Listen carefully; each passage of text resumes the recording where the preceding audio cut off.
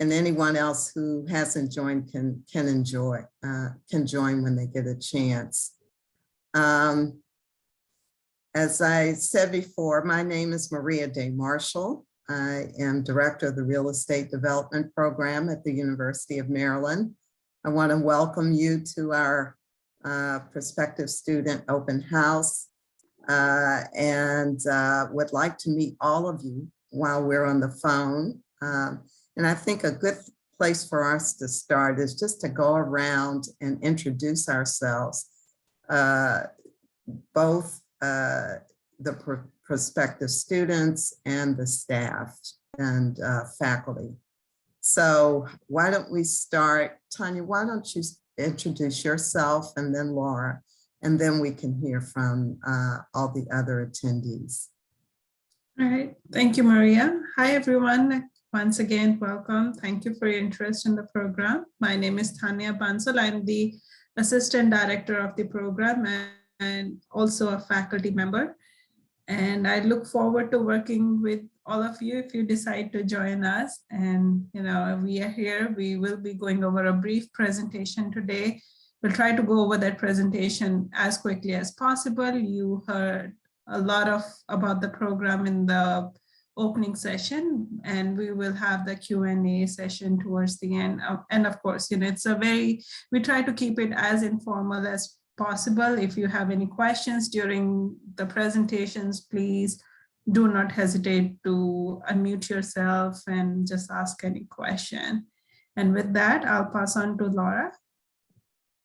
Hi, I'm Laura. I'm a program assistant for the program, and I am here to help you kind of with your application stuff, navigating Terp Engage, navigating UMD as a whole. So I'm here if you need anything.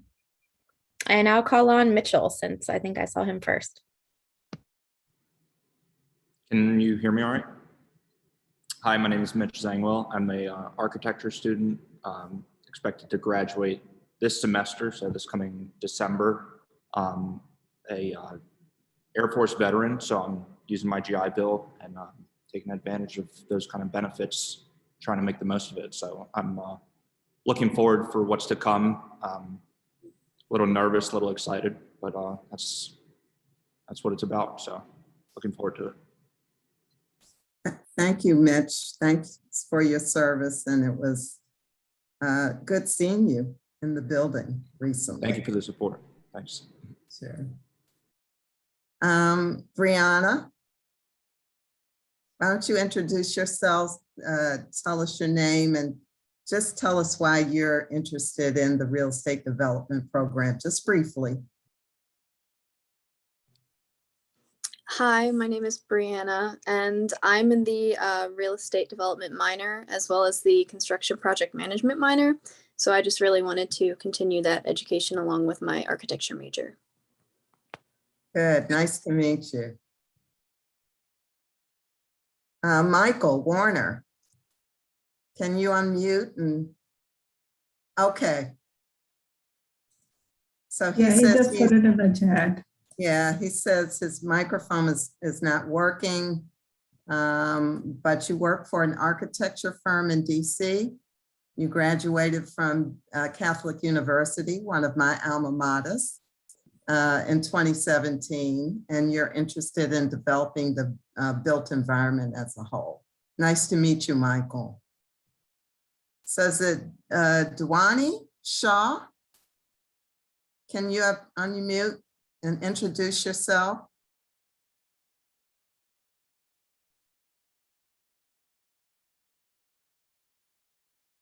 Dwani. Okay, we'll come back to you. Jacob Pridemore. Jacob, can you unmute? Hey everyone, I'm Jacob Pridemore. I am a full-time employee in the Student Affairs Department at UNB. And I am interested in going back and obtaining my MBA. And I also have kind of a growing interest in real estate. And one of the dual degrees is the real estate investment to go along with the MBA. So I'm here just to hear more information about just what the degree offers and career paths and that sort of thing to see if that's a viable option for me to do that as a dual degree. Okay, great. We've had very successful dual degree Master of Business Administration, Master of Real Estate Development students. So we're happy to talk to you about that dual degree program, Jacob. Thank you. Suki Patel, can you unmute? Yes, ma'am. So my name is Suki Patel, and we're moving to the Maryland area. We're currently in Texas. I'm a working professional in the medical field, and I guess I'm the outlier of my family. My whole family is in real estate in one form or another. They're either operators or developers, and I chose the medical field. And so I am just really looking forward to getting back into real estate and maybe, I don't know, joining the family and learning and just seeing what it would take, and specifically what the program requirements are, and I guess what I would need and how that would work. Okay, thank you. Nice to have you in the state of Maryland. Victor Ojo, can you unmute and tell us a little bit about yourself?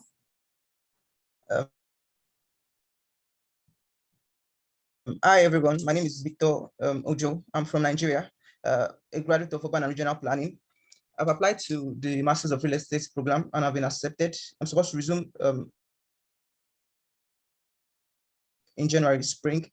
I've been working at the real estate and construction firm for a while now, so I want to get to know more about real estate developments, then see how it goes.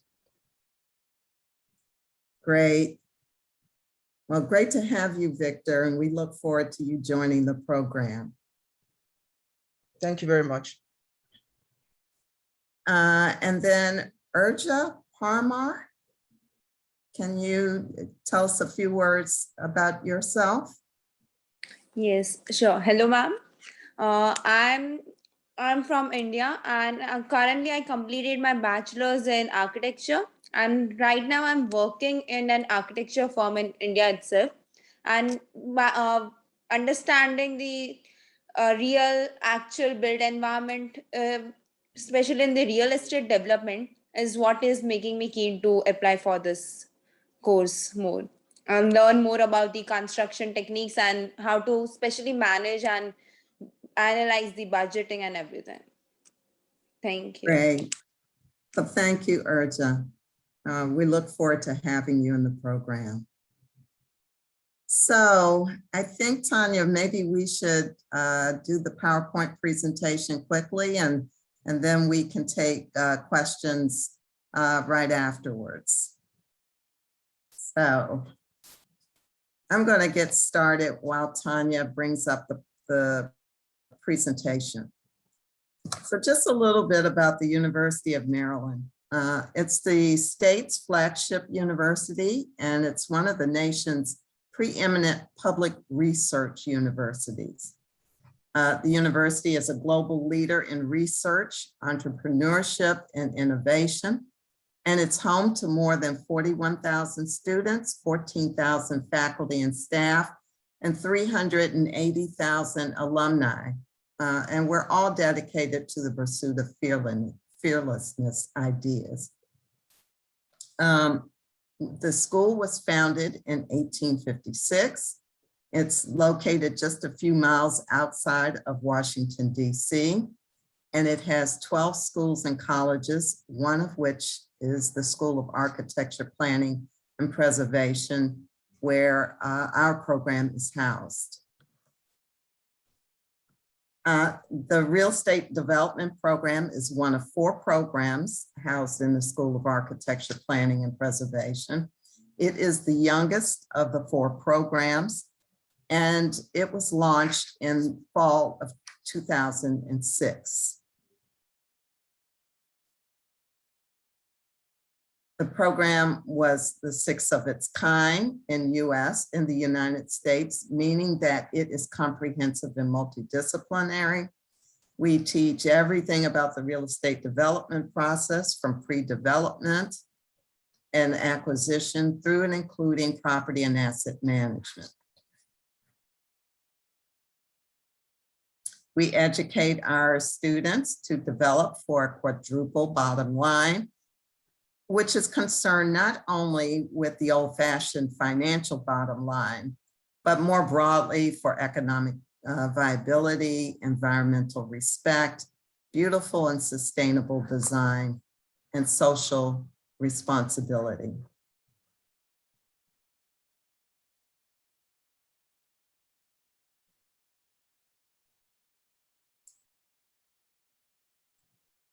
You not see the screens?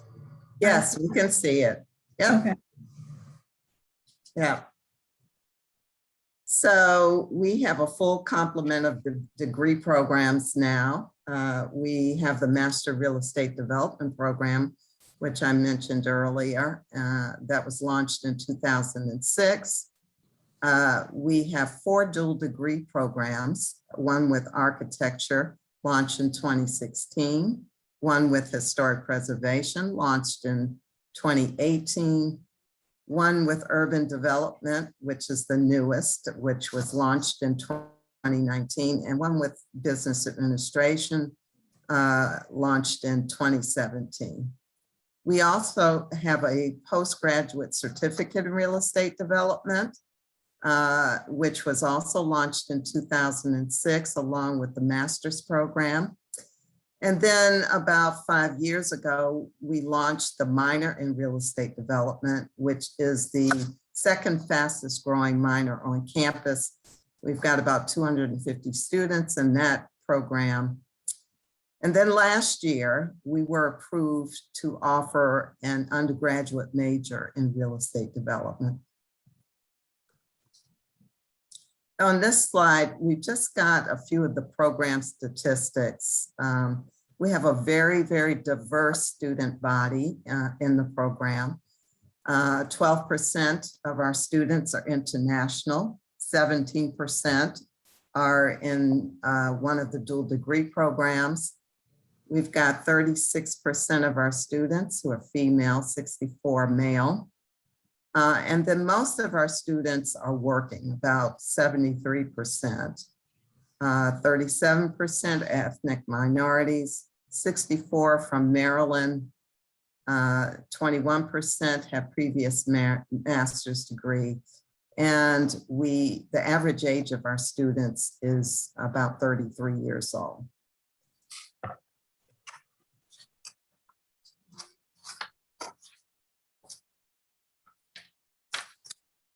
Tanya, you want to talk about the next slide? Yeah, sure. So as you can see, this chart will show you the course requirements. So like Maria said at the beginning, we have everything, we teach everything from acquisition to asset management, including construction methods, planning and market analysis, and all the things that you need to learn in the development process. So this chart basically shows that, yes, you have to do 33 to 42 credit hours.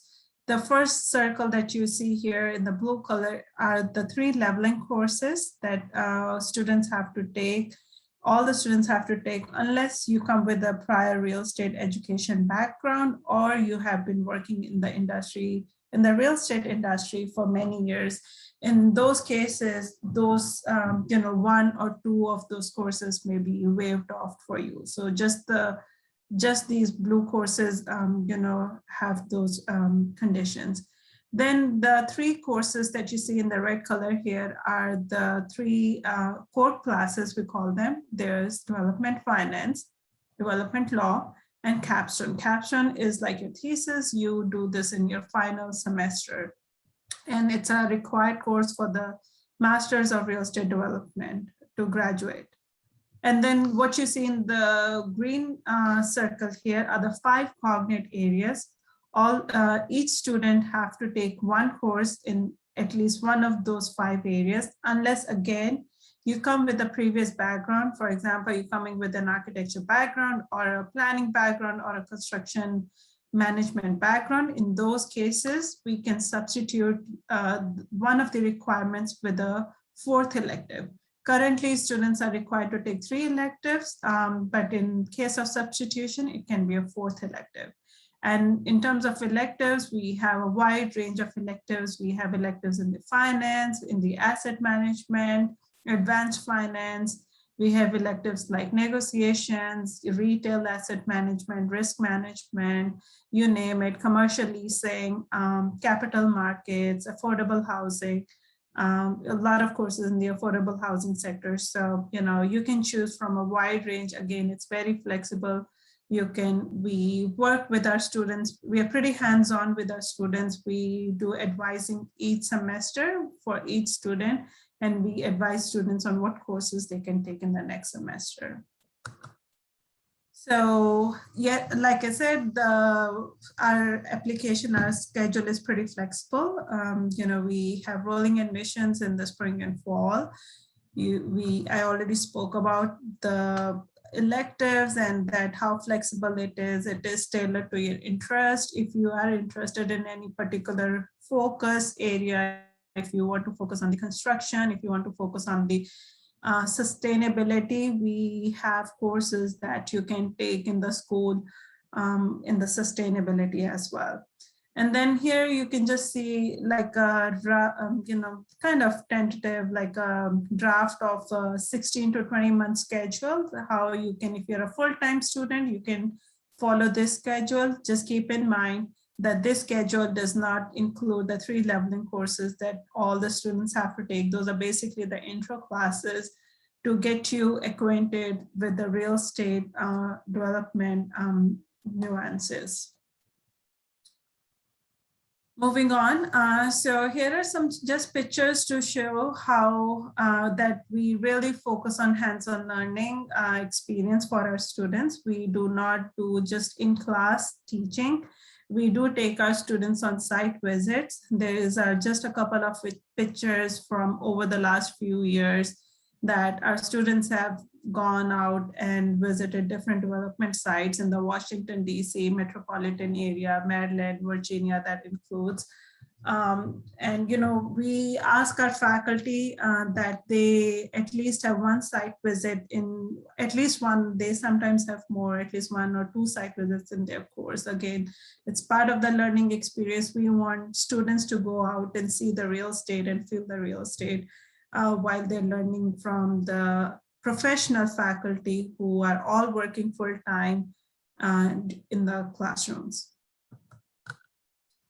So here are just some pictures of our students, just a graduating class. You can write at the bottom left here is a typical bigger classroom, real estate classroom. So since now we are back in person, if you will be in classes, this is what your typical classroom would look like.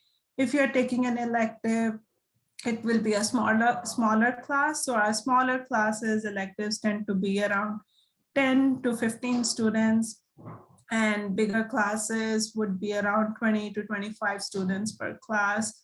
Again, depending on the course and whether it's a core class or an elective, but nothing more than 30 students per class each semester. So that's like our biggest class that you would see.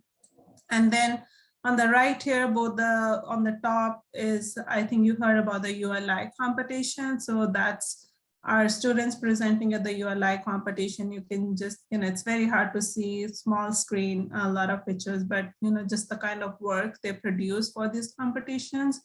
And this is, I think, from the winning year. And at the bottom, just kind of showing you the resources. This is one of the computer labs. If you are a student, of course, you will have access to the computer lab 24/7 using your identity card.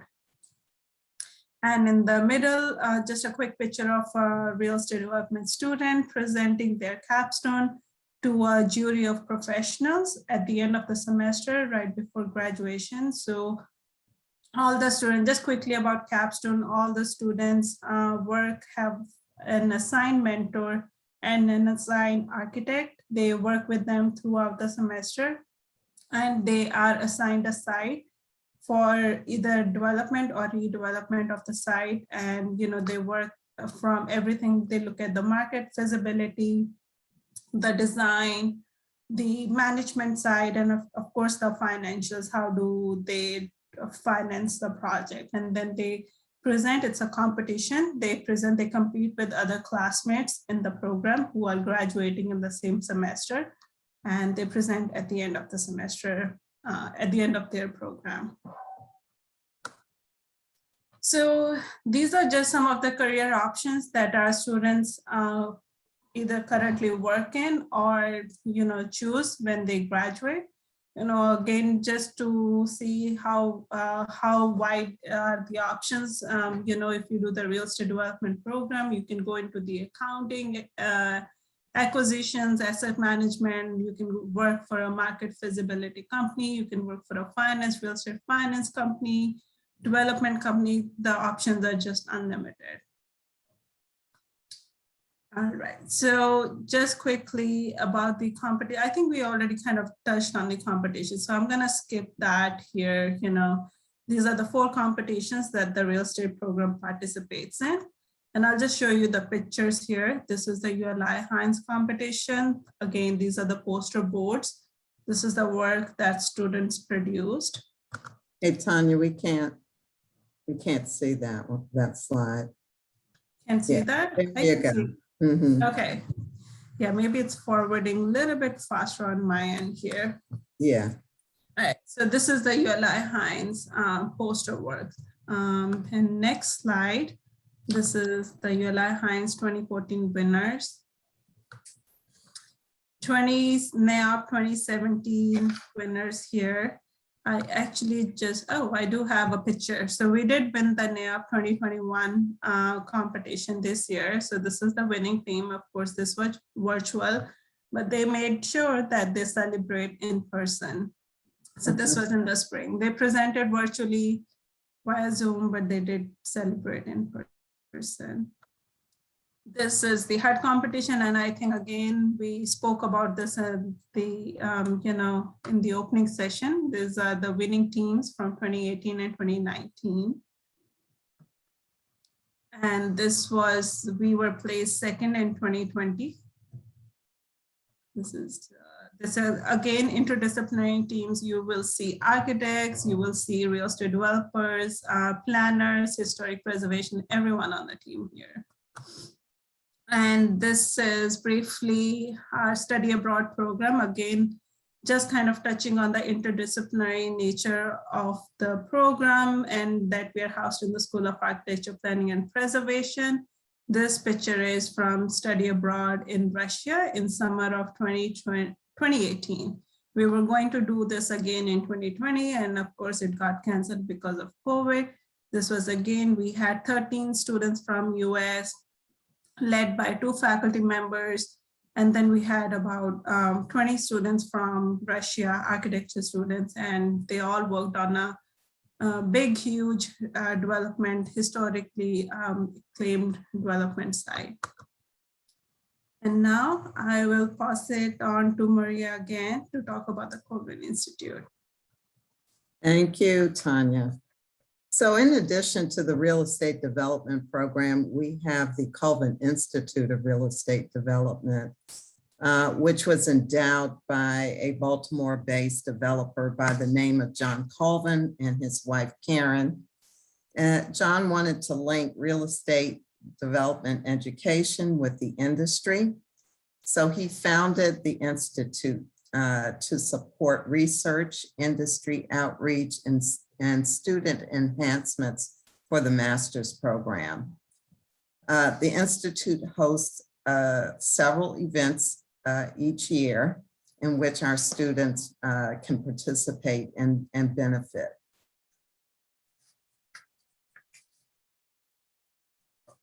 So, next slide.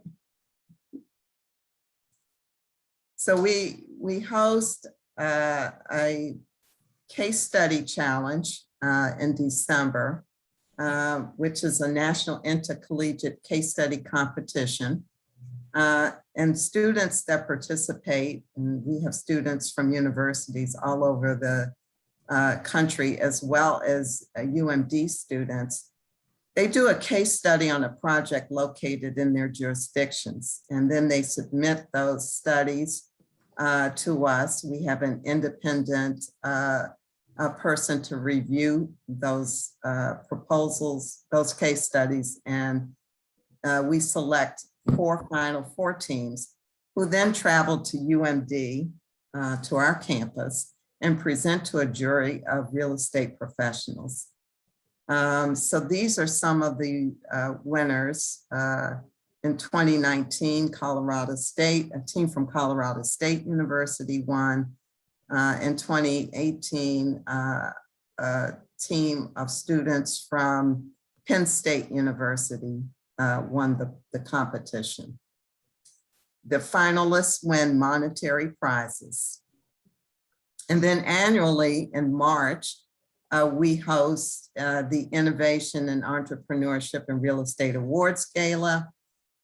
We honor professionals that have a significant contribution, have made a significant contribution to the industry. We have great speakers, over 200 people attend, and it's a great networking event for both our alumni and for our graduating students. So you see here some pictures of our honorees and speakers. Yeah, I mean, I just want to highlight that the real estate program has a big network of people in the Washington, DC and around the nation, and actually internationally as well. And, you know, so we have lots of opportunities for our students to network with those people and make connections throughout their journey during the program. Mm-hmm. So in the fall, we have the Colvin Fall Lecture, where we feature prominent national and international industry professionals. And then these are just some of the lectures that we've had up at the top a few years, about 2 or 3 years ago. We featured women in real estate development, and you see some of the women who are leaders and in senior positions in their companies. We've had all kinds of other lecturers, including Nick Edgelanian at the bottom of the screen, who is one of our adjunct professors, who is a retail and shopping center industry expert. And he talked about the future of retail and how Amazon has impacted the retail industry. We've had a panel of academics discussing gentrification in Harlem, in Washington, DC.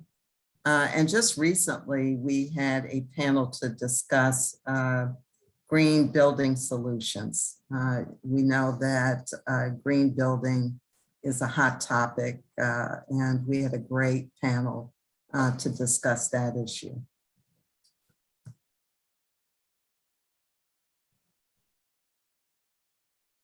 Next slide. So, Okay. yeah, I'm on the next slide. Can you all see the international collaboration now? Yep.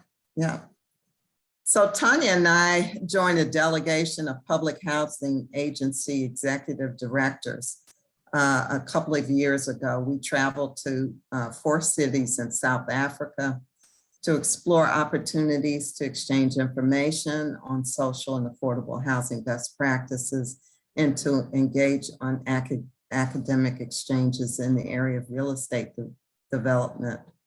That visit has yielded great benefits to the programs in the form of an affordable housing global classroom that we offer in partnership with Nelson Mandela University, an international student conference, and a Pan-African Affordable Housing Conference scheduled for June of 2022.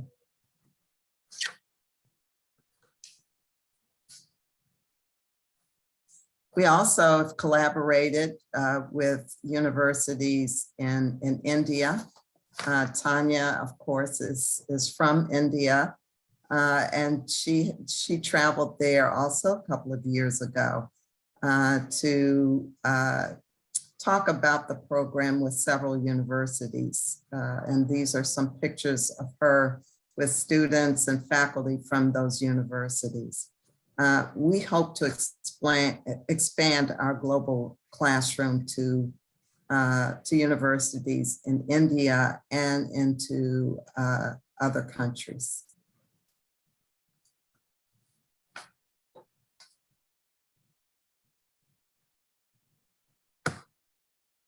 One of the benefits of the Colvin Institute is that we support our students by providing memberships to trade associations. And we also send them to conferences as well. So you've got some pictures here with our students at the Urban Land Institute conference. We usually annually send our students to the ICSC conference in Las Vegas. That's the International Council of Shopping Centers. And you see some pictures there of our students there. And then we also send our students from time to time to the American Real Estate Society Conference.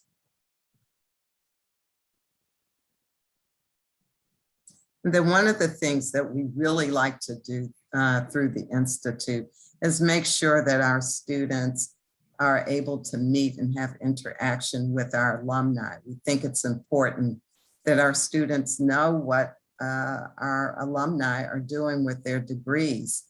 It's also, so we have these happy hours quarterly around the metropolitan area, so that our students and our alumni can meet and discuss opportunities in the industry. Many of our alumni come back and lecture to our students.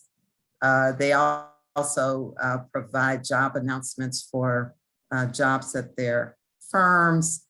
And they also provide mentorship for our students as well. So, and if you want to get in contact or have any interest in submitting an application, you can contact either Tanya or me. We're happy to answer any questions that you have, help you through the application process, talk more about the program. We are here for you. We're pretty hands-on with our students, and we are definitely accessible to the students in the event that you have any questions or issues. So we're gonna stop there and open it up for questions. And so thank you for coming, and let us know if you have any questions.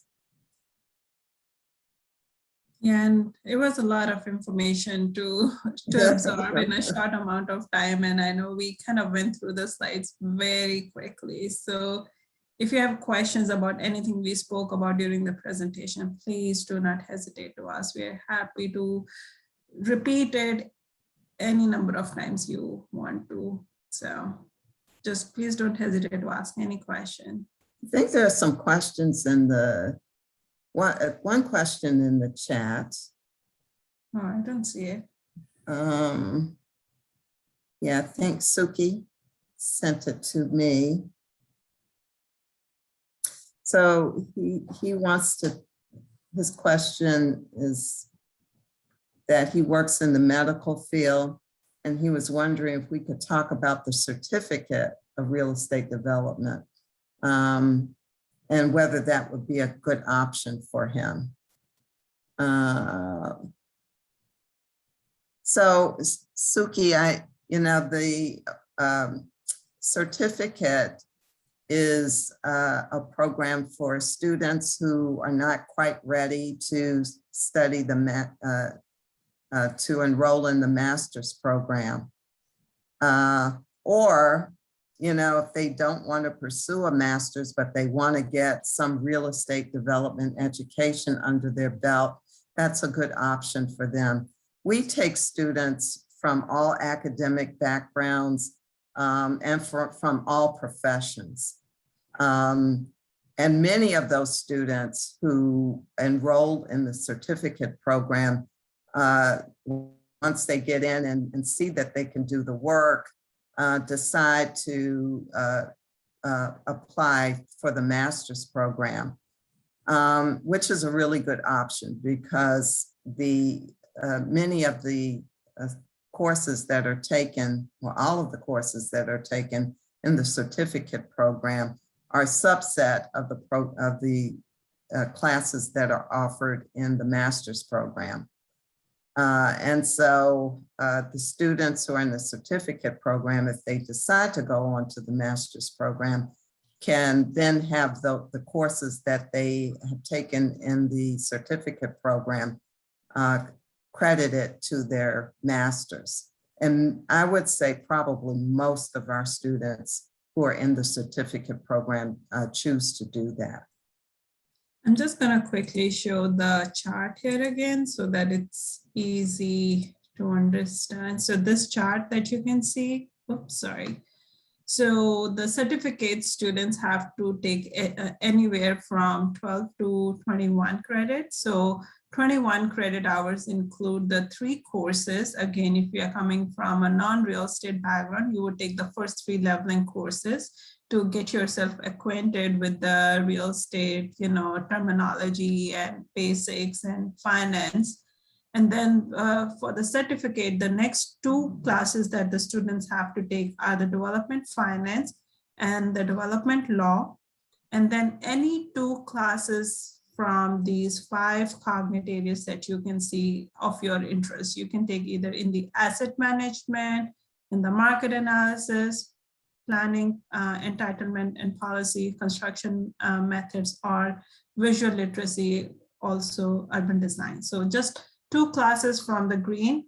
You have to do 2 development law and development finance and 3 leveling courses. Certificate students don't have to do the capstone course. So Suki, did we answer your question? Yes, you did. Okay. Do you have any more questions about this certificate? No. Just to follow up in terms of, and this might be a little bit more involved in terms of like when the classes are offered, are most, say, if you're in the master's program, are most classes offered during the day versus the evening? Well, all of the courses are offered in the evenings, and that's both for the certificate and the master's program. So they're offered once a week, Monday through Thursday, from 7 to 9:40 p.m. Okay. So yeah, so if you're taking 1 class a semester, you would have to come to campus once a week for your class. And again, of course, if you're doing 2 classes, you will be coming to campus twice a week for your class. Yep, and I don't know if you mentioned, all our classes are taught by real estate professionals from the Washington, D.C. Area. They all have real jobs, in the development sector, real estate development, finance, law, whichever course they're teaching, whatever their expertise is.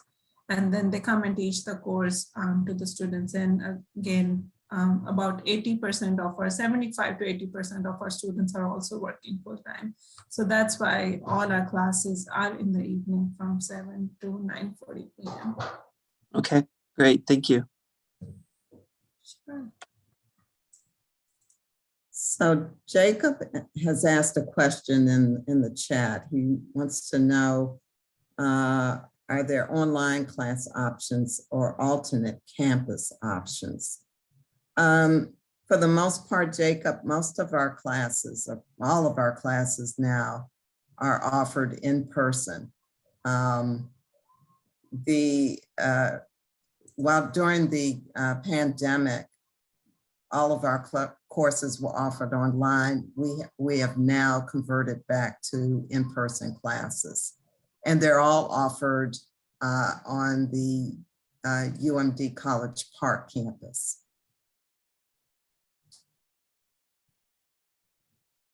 That answer your question, Jacob? Do you have any more questions? Okay, Yes. he says yes. All right. Any other questions? I have a question. You may have already mentioned it, but I was wondering the class enrollment size. I didn't realize until today that it was rolling admissions. And I know the December 15th deadline is for this spring semester. So I was wondering, yeah, what is the enrollment size of that? Usually our spring enrollment is much smaller than our fall enrollment. In the fall, we usually have between 25, 30 students who enroll in the program. Our spring enrollment, depending on what year it is, can be, anywhere from 5 to 10 students. So it's a much smaller enrollment in the spring. Right, that makes Yeah. sense. Oh, I'm sorry, go ahead. I was just gonna say, like, I don't know if that was one of the things you were thinking about, but we don't per se have like a cohort. All our students have a different path throughout the program. We have part-time students, we have full-time students as in they are not working or they're working 20 hours or less.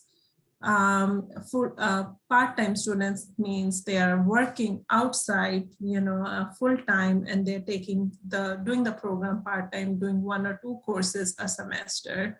So everyone follows a different path. That's why we are pretty hands-on and we do advising for every student, each semester to make sure what path they are, how many courses they have done, and if they're on the path to graduation, within the time that they had thought about, like when they started the program.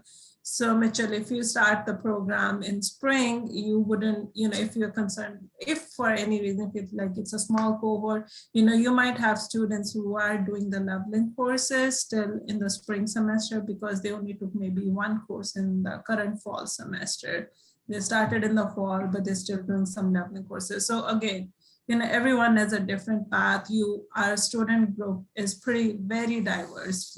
We have students from all different sorts of backgrounds, different age groups. We have students who are right out of undergraduate program versus we have students who are in their 40s or 50s looking at career change or just want to learn about real estate development, and all different kinds of fields. That's why we have those 3 leveling courses so that, everyone is at the same level when they're taking those classes and when before they go and take the core classes or the cognate courses. Yeah, that makes perfect sense. And that's kind of what I assumed. And Laura just mentioned in the chat that I have submitted my application. And as I mentioned, I'd be graduating this December. So assuming things went to plan, then that would mean I would be able to jump straight into the spring semester. I was wondering, for one, if that was the case, what to expect between now and that spring semester. So how to prepare within the month as far as planning out the next several years of courses. And I was a little confused. I know it said between 33 and 42 credits. So again, with me being on the GI Bill, for me to obtain my full benefit opportunity, I have to be a full-time student, which is what I would prefer anyway. So I was wondering how that would apply and what that would look like for me. Yeah, Mitch, we have several students who are paying for their education with their GI Bills. Usually, as you said, you have to be a full-time student, and usually those students take between 3 or 4 classes a semester. So when you start in the spring, you will meet with Tanya and me we will sort of map out a course plan for you um, from here until you graduate, from spring until you graduate, and we'll figure out what you need to take in order to meet your graduation goal. Yeah, and most full, go ahead, Laura. Go I was ahead. just gonna say, we do have a smaller orientation. And then typically in that orientation, you also get your advising for that semester, and then you can also talk more broadly. But so yeah, you would have just a little bit of downtime, and then typically a week or two before classes start is when we have that orientation for the new students. Now, like we said, the cohort is generally larger coming in the fall, so it's not going to be like the big to do. But I think honestly, as a current of a current student of our school, there's a lot of stuff you already know. So you probably don't need as much of that information as some newcomers. And then since you are around, you probably could even schedule once your application goes through with Tanya or Maria, you probably wouldn't even have to wait until that specific day. I don't think, if you're anxious, it seems like you're anxious to get going. So, which is great. And you can just like knock it out. Yeah, and mostly typically, if you will be full-time student, I was gonna say, Mitchell, most of our students complete the 42, and I think you're coming from an architecture background, right? Correct me if I remember it correct. Right. So you will have to do 42 credit hours. So to finish 42 credit hours, typically full-time students, 3 courses a semester take anywhere from 2 years, like about 2 years. So 4 semester, 2 fall, 2 spring, and maybe a summer semester. Some courses, 1 or 2 courses in the summer. We do offer 2 courses. So students who don't take summer course, they take another, 5 semesters. So either 3 fall or 3 fall, 2 spring, or 3 spring, 2 fall, depending when you start. So typically 2 years to 2.5 years to finish all the 42 if you're a full-time student. And our part-time students, if they do 1 or 2 courses, again, it's so flexible and tailored to your interest, to your needs. If you later find that you have a full-time job, or if you want to switch to full-time students, you can do that anytime while you're in the program, switch from full-time student to a full-time or a part-time student. Part-time students take anywhere from 3.5 to 4 years to finish the program, again, depending on how many courses they take in a semester. Okay. All right. Great. Thank you so much. I appreciate that a lot. Yeah, and again, like Laura said, happy to meet with you and kind of map out your entire program before you are even enrolled, if that would help you in any way. So Jacob has a question in the chat. It says, for tuition remission as an UMD employee, do you know what the standard rate is for the MRED program per credit hour, and how much the tuition remission would cover? So the standard rate for in-state tuition is $871 per credit hour. For out of state, it is $1,163 per credit hour. And I'm not sure exactly how much tuition remission would cover. I can answer that. So, so you will be remission if you're a UMD employee. You will be remission for the graduate part. The MRED program per credit hour is more than the regular graduate school tuition. So I think the regular, I have to find the exact number, maybe it's 700 something. So that is what you will be remission for, and anything on top of that you will have to pay out of pocket. So you will be basically remission for the in-state tuition. And then anything on top of whatever is the remainder, you will have to pay, including the tech fee, the UMB student tech fee, and the on campus as a student tech fee. I think you have to All pay student fees now. It used to be just, yeah, so it's all student fees. all regardless. student fees. Yes, so the school fee as well as the UMD fee does not get remission. You students have to pay for, if you're a UMD employee, you have to pay that out of pocket.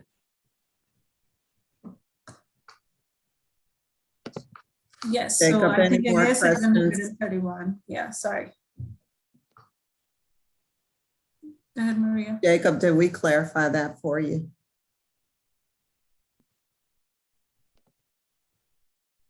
Okay. Yes. All right. Victor wants to know, are international students eligible for graduate assistantship positions? And if so, what is the procedure for getting one? Yes, international students are eligible for graduate assistantship positions. Those students usually get paid on an hourly basis for up to 20 hours per week of work. And if you send me an email and let me know that you are interested in a GA-ship, we will consider you for one. We usually will send out an email to the students prior to the start of the semester and ask them to send us emails to let us know whether they're interested in a GA-ship. And then we'll interview them and decide which students we want to select as GAs. So Yeah, and I just want, go ahead. I think we're probably going to say the same thing, which is to clarify, our GA-ship does not come with tuition remission. It is hourly. There are GA-ships on campus, though, that you can apply for that do include tuition remission, and it is available to international students. So it wouldn't be within, it might be in a completely different school. I know there's some, there's a historic preservation student that has an assistantship at public health. So working in their office. So, I mean, it can be, there's opportunities to search for across campus if that's something that you're looking to do, if you need a little bit more assistance. So there's kind of more than one path to take with that. So just wanted to let you all know that. So Suki wants to know, when is one considered a resident? I think, Suki, you have to live in Maryland for at least 6 months before you're considered a resident. But we have an office that takes care of that on campus. And you can ask any questions relative to residency to people who work in that office. Laura, do you have the contact information for that office? Yes, I'll put it in the chat in just a second. Okay, great. So Krista, I see that you've joined us. Can you just unmute and just tell us a little bit about yourself and why you're interested in the real estate development program?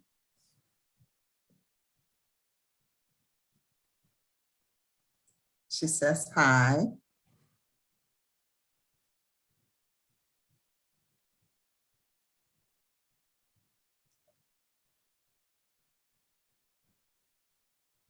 Okay, she got her bachelor's in mechanical engineering a year ago.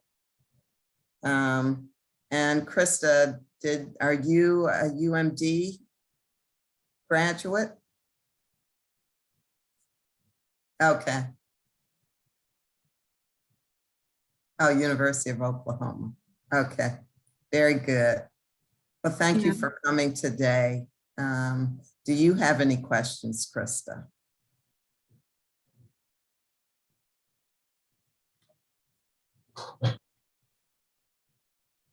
Yeah, and if, I know we're kind of nearing the end of our time here, Krista, if we don't, and if we are unable to answer the questions this time, you please reach out to us. We're happy to talk to you outside the program, and that applies to anyone. If you guys have any questions later on, please reach out to us. I'll put my email address here in the chat as well, and we are happy to meet with you, have a Zoom session. Zoom has made things very easy for all of us. We all can talk to each other and connect with each other without having to come, although we would love to meet you in person. If you come on campus, we would love to meet you.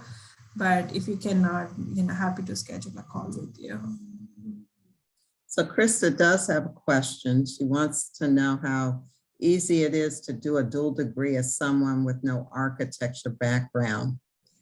So Krista, that's a good question for the architecture folks, but I can tell you that there are two paths. One path is for students that have an architecture educational background, and there's another path for students like you who don't have any architecture background. So I would suggest that you talk to Director Brian Kelly, who can tell you more about the program, or Kristen Tepper, who is the graduate coordinator, who you may have met at the beginning of the session, the main session. Yeah, I just put her email in the chat. She's now Kristen Stack. All right. Yeah, so basically the two paths, one is longer for obvious reasons if you don't have any architecture background. Both are paths to licensure, but yeah, one dual degree would take a little bit longer than the other. And I think part of the application is a portfolio of some kind. So again, Kristen will be able to talk a little bit more about that. But so if you don't have a portfolio of any kind, I would say that would be a little bit harder to be competitive or to be considered for architecture. But that does not mean you can't take architecture stuff while you're with us. Mm-hmm. Yeah, you have the option Sure. to take like one or two architecture courses if you are interested in them if you just do the real estate program. So you do have that option in case, dual degree does not work. You can do the real estate and take architecture courses as your electives. And as we mentioned earlier, I see that you've already graduated. We have rolling admissions in the real estate development program. And so if you're interested in applying for the spring semester, domestic students have until December 18th to apply for the spring. The deadline for international students for spring admission has expired. So you would need to wait until the fall semester. But domestic students can still apply to the spring semester, and we welcome your applications. And one last note on that before we leave is that if we have had students say they start as MRED and they want to add another dual degree as they go, it's not a guarantee that you'll be accepted into that program like architecture or planning or preservation, but that is also possible. So if you're like, I'm not sure I want to do both right away, and I just want to take a class to see if this is something I want to pursue more fully, you can also do it that way. And that's what's great about MRED is that you can start in the spring and sort of get some of that under your belt first, and then decide if you want to tackle 2 degrees at the same time. So I see that we've reached the magic hour. We're a little behind 2 o'clock. So if there are any final questions, now's the time to ask. If not, we are here for you you just contact us either via email or you can call the office. We're happy to meet with you. We're happy to talk to you about the program. And we hope that you all decide to apply. So before we go, any more questions? Okay. Well, thank you so much for joining us today, and we look forward to seeing and talking to you again. Bye-bye. Thank you. Thank you.